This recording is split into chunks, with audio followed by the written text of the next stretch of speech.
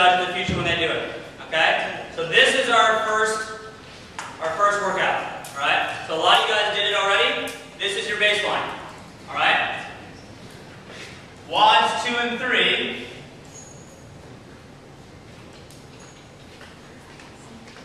are going to be one of a monostructural like run, row, lift, or gymnastics. Wait, let me rewrite that. Run or row, and we have gymnastics, and then weightlifting.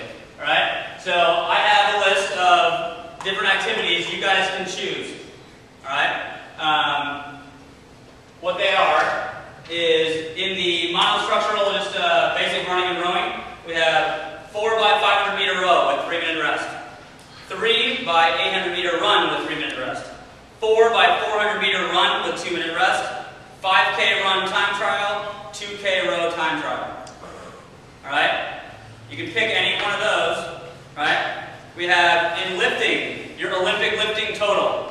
The total of your snatch and your clean and jerk. We have not the total, which is your overhead squat max, your bench press max, and your clean max. The total of all those. That's called not the total.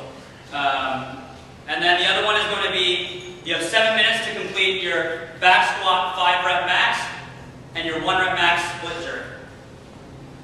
Okay? So that's the lifting category. In the gymnastic category, we have the max number of seconds hanging on the bar, holding an L-sit, and strict dips.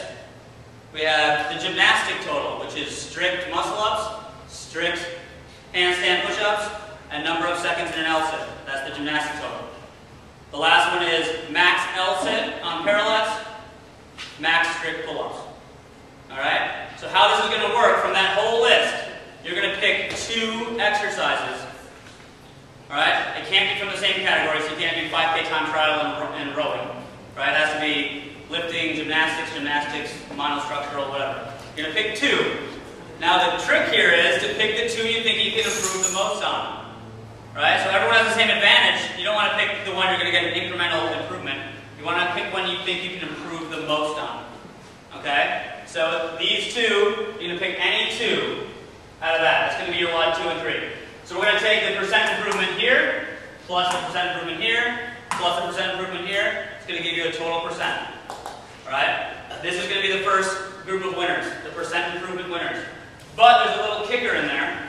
Alright? So total percent plus, we're going to set another baseline. We're going to have lots of baseline sets here. We're going to have a 2-minute freestanding handstand.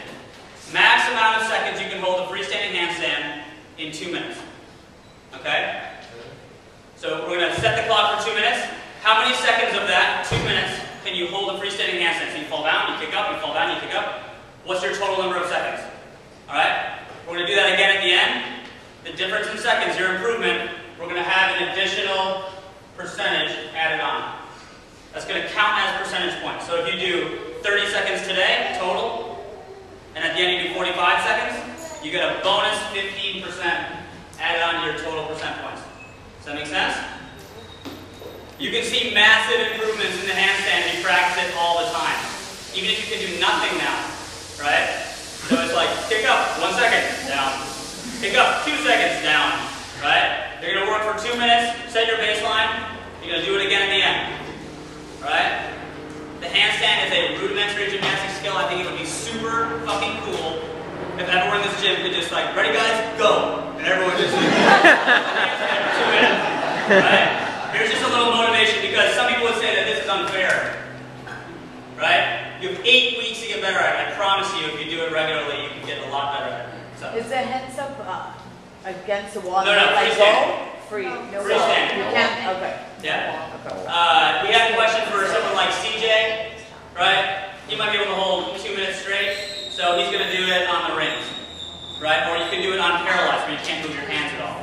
All right? If you want to have a harder standard for someone that's really good, we can do that for you. Okay? But again, that's what you have to train for, is that harder variation. All right? Does that make sense? So we're going to have first, second, and third place in this setup.